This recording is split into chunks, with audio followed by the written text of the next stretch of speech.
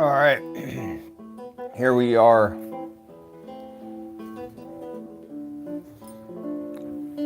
Someone was saying I'm just reading word salads, just gibberish.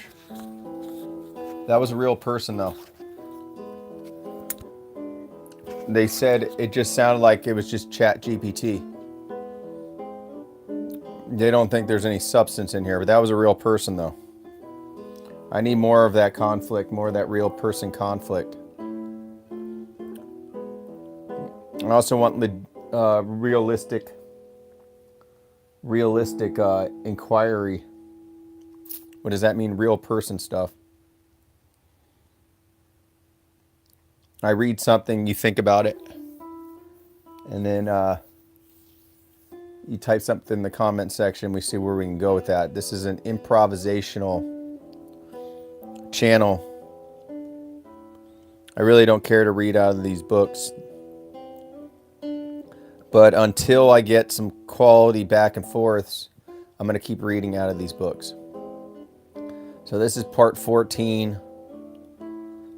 This is the Recursive Radicalism of Nick Fuentes. Prior projects I did was Fractal Islam, dealing with Islamic mysticism mixed with Sufism, and just basic metaphysical inquiries, just statements, axioms, aphorisms of the metaphysical sort. Very ambiguous, very vague statements that seem contradictory. And then prior to that was the closed system of Colossus. Stalin's closed system of Colossus was another project on the channel. And then the other one was the unborn levels of Scientology. But let's continue with the recursive radicalism of Nick Fuentes. We're going to start with the populist thresholds, the faltering sovereign, and the law of iron republic.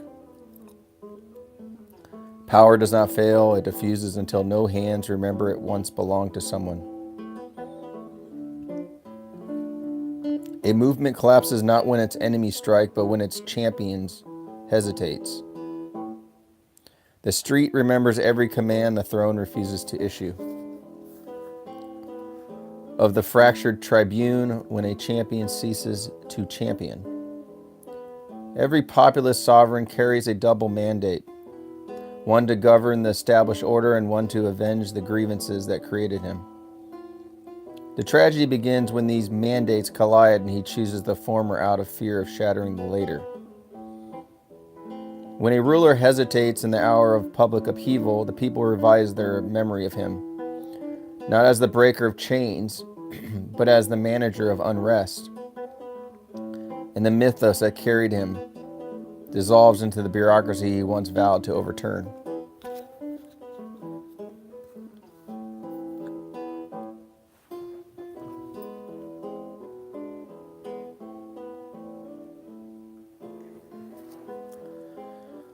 A populist power decays not through opposition, but through omission, the refusal to intervene where intervention was promised, the retreat from thresholds once declared sacred.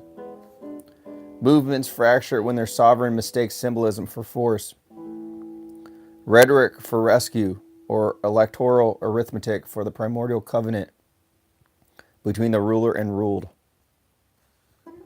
Thus the people inherit the paradox. They elevate a figure to interrupt the system, only to witness him absorbed by the system's own inertia.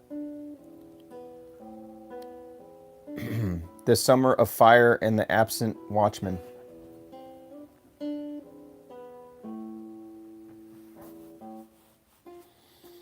Unrest tests rulers the way furnaces test steel. Heat reveals the alloy, whether an iron will lies beneath the gilded exterior, whether the metal is soft, decorative, and unable to bear the weight of its own promises.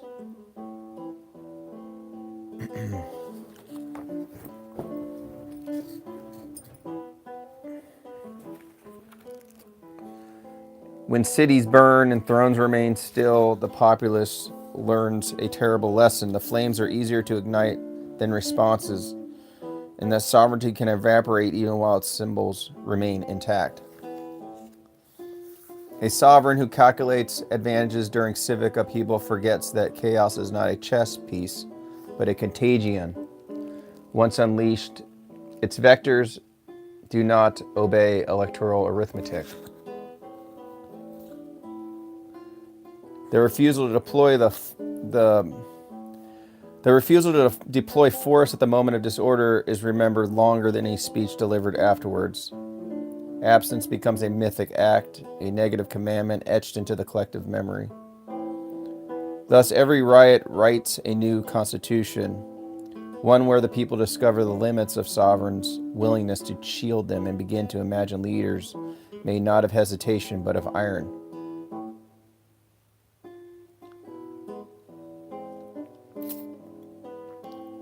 That doesn't bother me.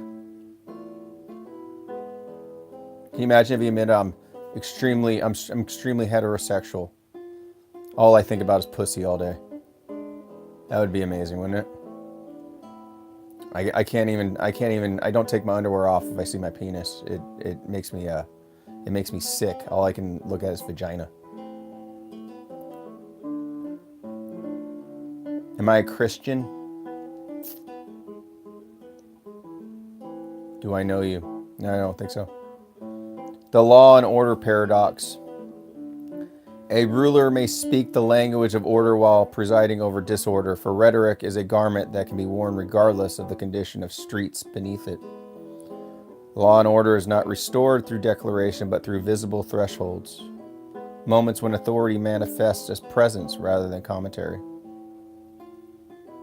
When crime flourishes under self-proclaimed guardian of order, the people conclude not that order is impossible, but that guardian fears the mantle he claims to wear. Authority unexercised becomes indistinguishable from impotence. Thus, a single year of unchecked chaos can overshadow a decade of legislative success. In mythic governance, order is not a policy but an aura, something that emanates only when the sovereign is willing to be feared on behalf of the people. I was raised Catholic. That's the beginning and end of it. How much allegiance much one pray to a stranger? When they ask you, what is your religion? I always think of how much allegiance must I pray to a stranger? How much must I confess to a stranger? Who do you belong to? Structure strain the limits of team loyalty. A movement that treats its political tribe as destiny rather than strategy blinds itself to stagnation. Loyalty becomes a substitute for evaluation, and criticism becomes heresy. The question, what has the party done, is a ritual forbidden in many precincts, for it reveals the uncomfortable truth that structures often persist by convincing their members that alternatives are unthinkable. A party may accumulate victories while hemorrhaging purpose, mistaking procedural wins for existential progress, and thereby drifting deeper into irrelevance despite nominal success. When a decade of dominance fails to deliver transformation, the faithful begin to suspect that their leaders have mastered performance, but not power. Thus arises the heretical inquiry, whether the party is a vassal of change or a reservoir into which change is poured and neutralized. If you guys are new to this channel, I am Abe Zucca. You can check out my art at zuccagallery.com. I am an artist and writer in downtown Phoenix. Google the name Abe Zucca. Yes, this channel is small,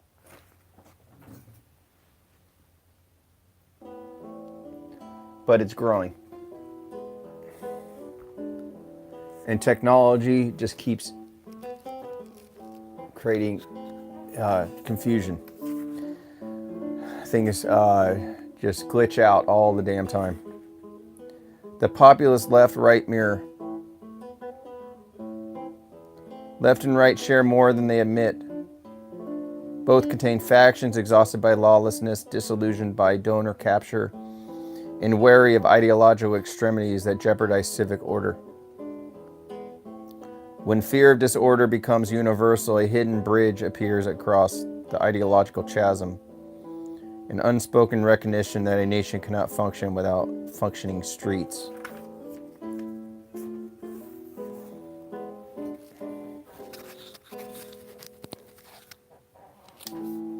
Every far left fatigue with chaos mirrors a far right fatigue with stagnation. In this asymmetry, one glimpses the embryonic outline of potential realignment. Yet cooperation is hindered by the specter of betrayal. Each side fears that compromise erodes identity, that agreement is a trap through which the other smuggles its absolutes. Thus, the mirror reflects possibilities while retaining fractures. The outline of coalition never quite born, yet never fully impossible. Populist prescriptions and misalignments. Populist prescriptions rest upon a foundational tension. The people demand deliverance, while the apparatus demands continuity, and the leader oscillates between these gravitational poles. Transformative leadership requires choosing rupture over routine, yet most sovereigns lose their nerve at precisely the moment rupture becomes viable. Citizens are thus left with half measures, gestures grand in language but timid in implementation, creating an agony of expectations perpetually deferred. Misalignment grows when the sovereign's logic becomes bureaucratic. While the base's logic remains eschatological, one seeks policy, the other seeks redemption. A movement survives this misalignment only by discovering new leaders who inhabit the hunger of the base rather than merely speaking to it. The populist threshold, the faltering sovereign, and the law of iron republic. That's the end of that.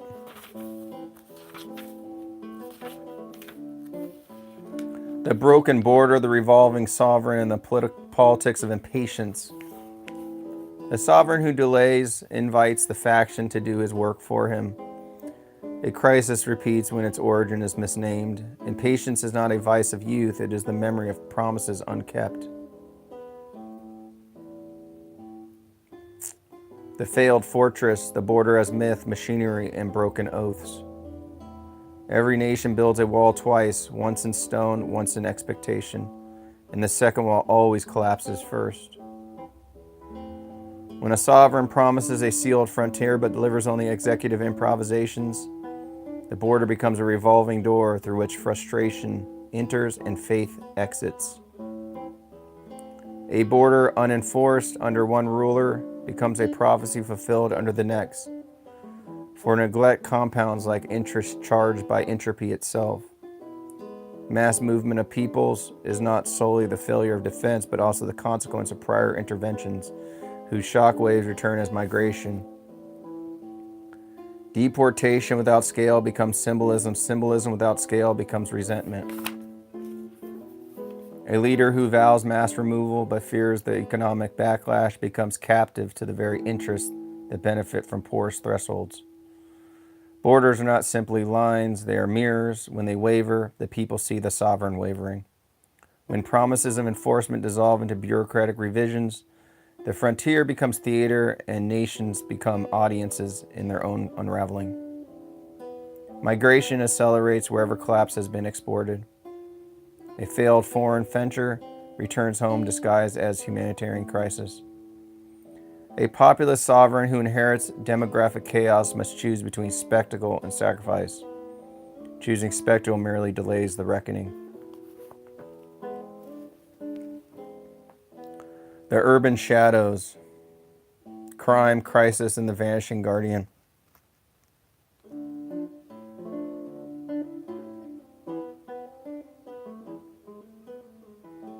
Cities do not fall in a day. Cities do not fall in a day, they dissolve in increments, each tied to a moment when authority blinked.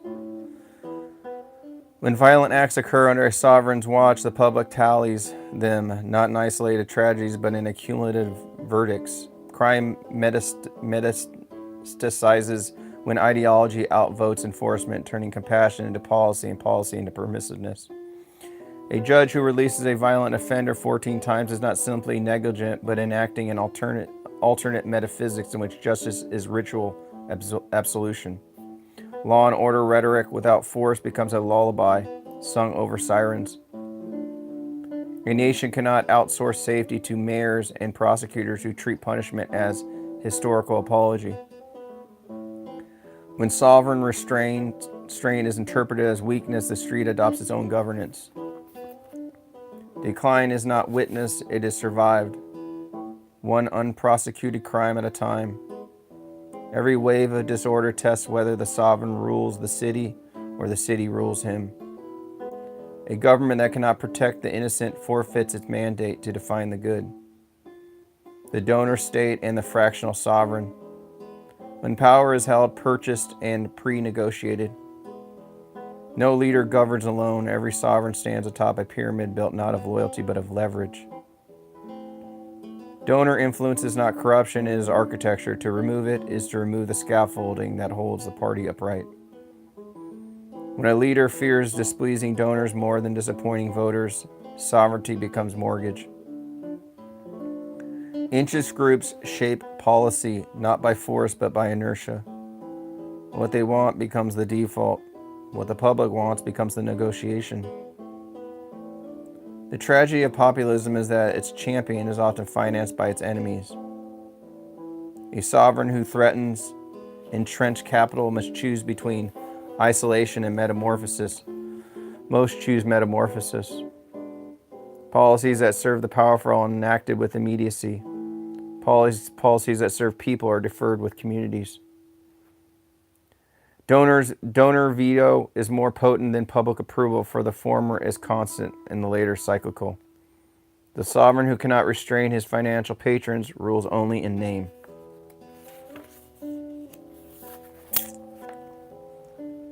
Every populist rebellion begins with the suspicion that the leader's real constituency is invisible and wealthy. A party captured by capital becomes incapable of confronting crisis created by the same capital. When donors shape immigration policy, national identity becomes a line item. Regulatory power becomes performative when corporate interests pre-write the contracts.